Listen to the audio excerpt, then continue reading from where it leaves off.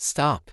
Before you press play on Netflix's massive new thriller The Rip this Friday, there is a dark truth you need to know about what you're actually watching. We've seen Matt Damon and Ben Affleck as friends before, but in this movie, they aren't just partners. They are predators, inspired by a disturbing real-life police corruption scandal from Miami's darkest era. The Rip is about to change everything you think you know about hero cops. If you love the moral decay of Dexter or the high-stakes betrayal in Squid Game, you are in the right place.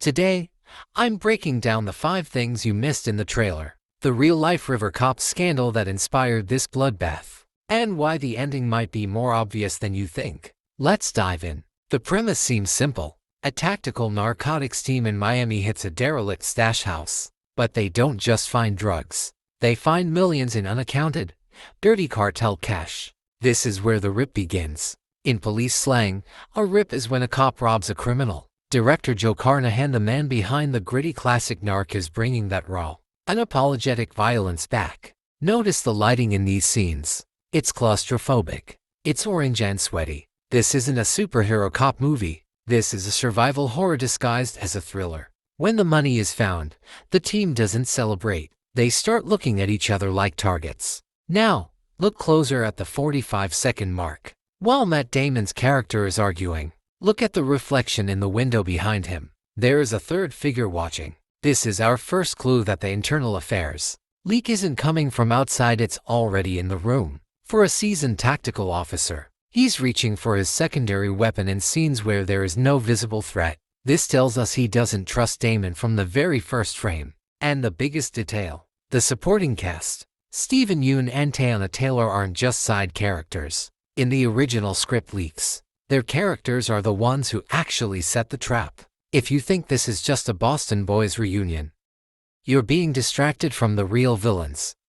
What makes The Rip so interesting for fans of this channel is the moral gray area.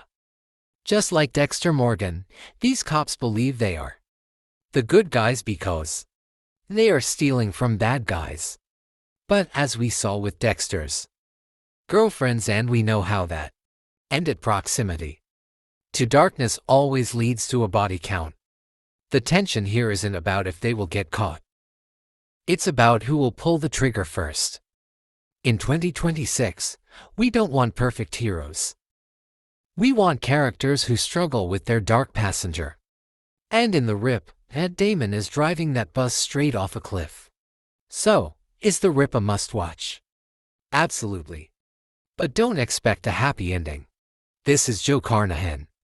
Expect a high-speed, R-rated spiral of greed that leaves no survivors. I'll be watching the second it drops this Friday to bring you a full ending explained and a breakdown of every death.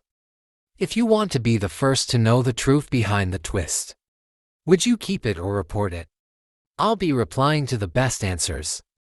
Comment below if you found 10 million in a stash house. And you don't want to miss the deep dives coming this month. We are on the road to 10K subs. See you in the next breakdown. Hit that subscribe button right now.